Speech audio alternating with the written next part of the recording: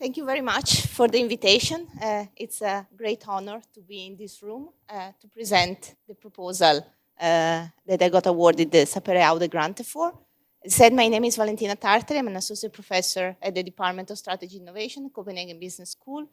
And I will start your evening today talking about scientific funding. So I think that's actually the best place to talk about this. And actually, the very first thing I want to talk to you about is something that is even more appropriate for this room, and I want to talk to you about the role of science.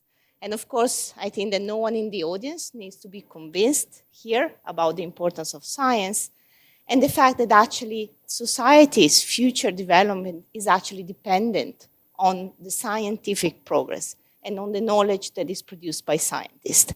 And of course, we can't ignore what has happened in the past 2 years. And of course, here we have a picture of a COVID vaccine.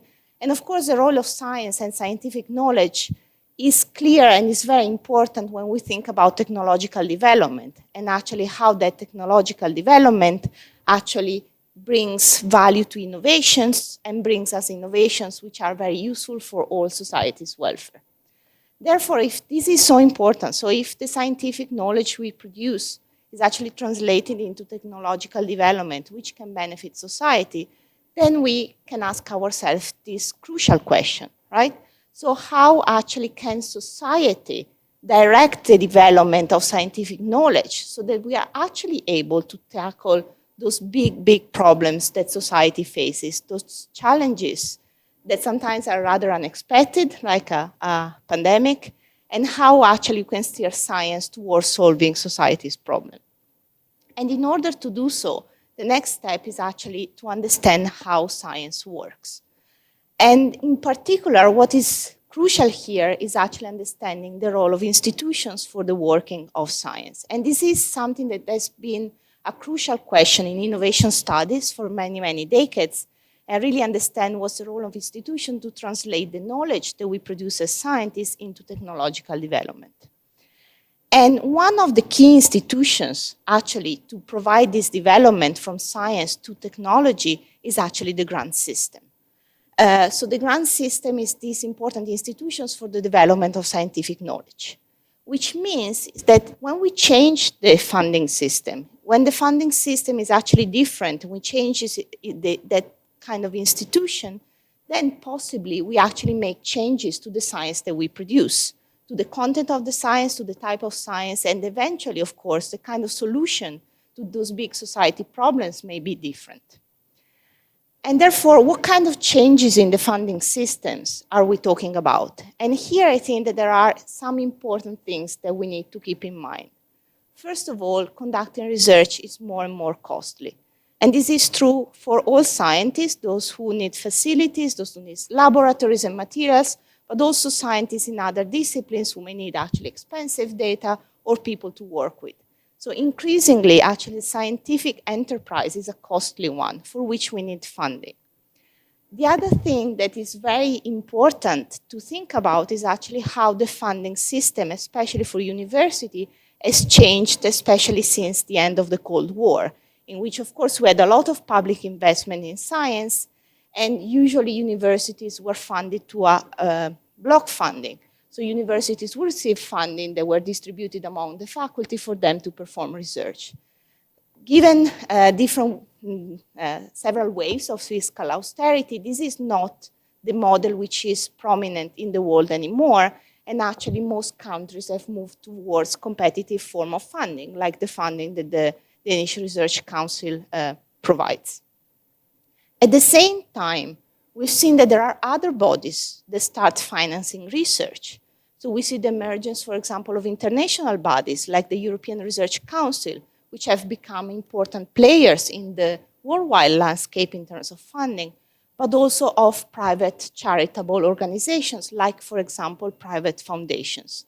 So their role is also become more important and increasingly in funding science, and therefore this has changed the kind of institutions that scientists face.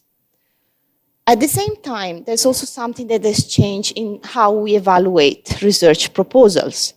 And we've seen that in many systems, in many national systems, we are still, of course, very much interested into the academic excellence, but we're adding another element to the evaluation, which is actually the potential impact on society of that research. So we're increasingly asking scientists, what's your contribution to society? What kind of impact your research is going to have on society? And then finally, we need to really remember how important actually getting funding is for researchers' career. This is part of evaluation of scientists' career, and as I said, as research becomes increasingly costly, we need those funds to actually perform research. And these changes in the institution of the grant system brings me to the central question of my proposal, which is what is the impact of funding on the rate and direction of scientific knowledge production? So how these different type of institutional characteristics of the grant system affect the kind of research we do, how much of it we do, and also the trajectory that different scientists take. And in order to answer this big question, I'm actually going to break it up in two broad areas. And the first one is actually thinking about the impact on researchers' careers. And in order to do so, I'd like to start with a little story and to show you a picture. So this is a person that you may not recognize in this picture, but this is a person who has been actually crucial in the last 2 years. And now I'm going to show you a more recent picture because now you may recognize her. And this is actually now Professor or Dr. Katalin Karikó, who was one actually of the first people to start researching mRNA, which has been the base, of course, of the COVID vaccines that we all have enjoyed using. And thanks to them, we're here having this kind of events. Why I'm showing you these pictures? Because this is a story of persistence, of a researchers that actually facing funding rejection over and over again has still persisted in the kind of research she found important. However, that is not always the case, and actually understanding what happens when people receive funding rejections is going to be very important to understand, first of all, what kind of research we produce, but also who stays in the scientific system, right? So success rates are getting lower and lower, which means that most of us face a lot of rejections, and increasingly so. And what to do after a rejection becomes a crucial point in the career of a researcher. And that's especially true for young researchers who are at the early stages of their career and therefore are heavily reliant on this funding. So what happens when, for example, a young researcher receives a rejection? Then they may decide to persist and stay in their course and stay, for example, in academia, but they may also decide to change career, for example, perform research somewhere else, for example, in industry. Why that is important? Because actually there's a long tradition in economics and sociology of science that tells us that the science that is produced in public versus private organization is actually different in its nature, because it's done for different purposes. So understanding these career paths is also help us understand what kind of research is going to be produced. And finally, also, it is important to understand what motivates people to actually stay in the competition, what motivates researchers to apply again and again.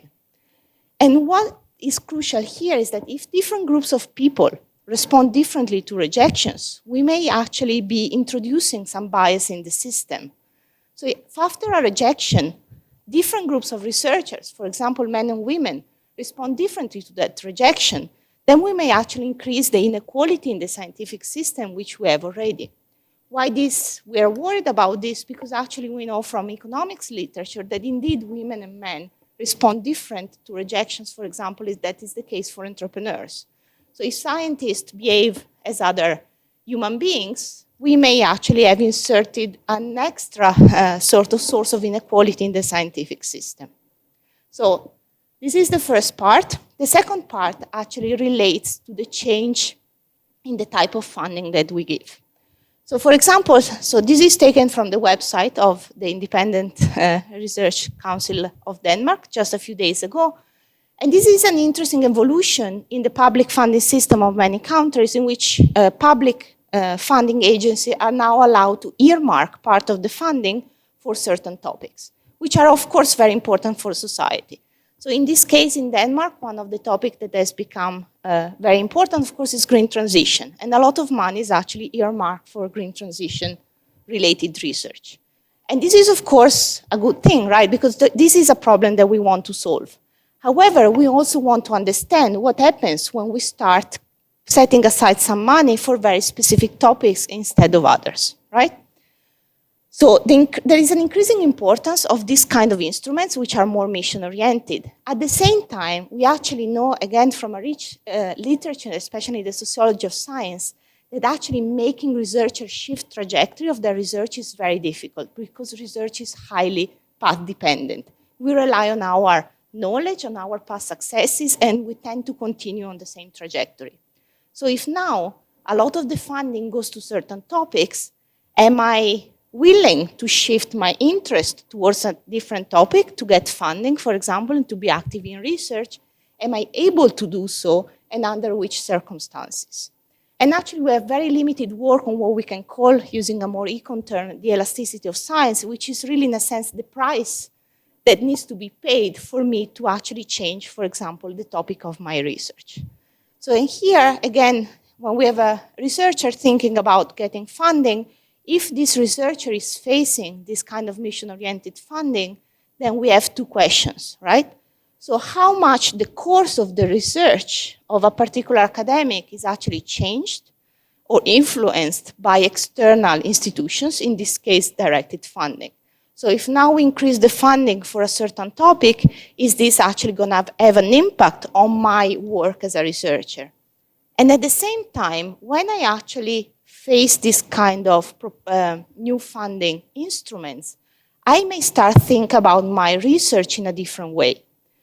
And I have to do so to apply for these new instruments because I need to be focusing on this new mission. But at the same time, it may just be the act of reframing my research to follow this topic that actually makes me change trajectory.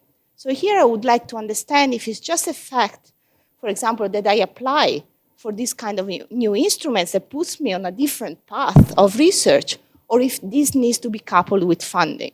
So does it need to be coupled with actually resources to do this new research to actually make me, for example, switch to different topics? And the way I'm going to do this is actually analyzing the activities of Danish researchers. And the work is going to actually be split in two. So the first part is going to look at researchers' career choices with a mix of quantitative and qualitative methods. So the quantitative methods is going to look at career of people inside and outside academia after they receive a funding rejection. And the qualitative one is actually going to be more focused about the motivations of people for making certain choices. Because of course, receiving a funding rejection happens in the context of many other things, and we want to understand why people make certain choices at different points of their careers. And this is going to be focused on the life sciences because, of course, this is an interesting sector in Denmark as it has a very rich research environment also outside of academia.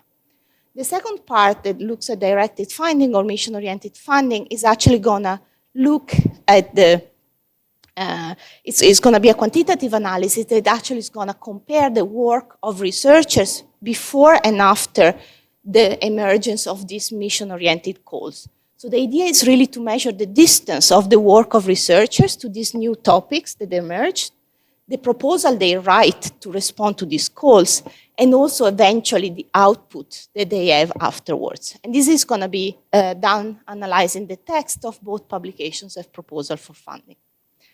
So what I aim to do with actually this research program is actually we want to expand the theoretical understanding of the research on scientific production. So this is crucial to really understand and go back to the question of how science works and how actually we are able to direct also the effort of science towards solving certain problems. In this project, I'm actually also going to explore how the agendas of the funders and the fact that funders set priorities that are inspired by very specific societal needs actually affect the output of research. Of course, now we're focusing on important topics like the green transition, but of course there are many societal challenges that we need to face. Why not antimicrobial resistance? Why not the refugee crisis? there are many different challenges that society face, and of course, we're actually giving direction to science by setting this type of funding. And finally, it was also important to understand if the structure of the current funding system or changes in the funding system is actually contributing to create or sustain inequalities in the scientific system. So if the people who actually participate in the scientific workforce could be different if the structure of the institutions that regulate science are going to be different. So this is all, and thank you for your attention.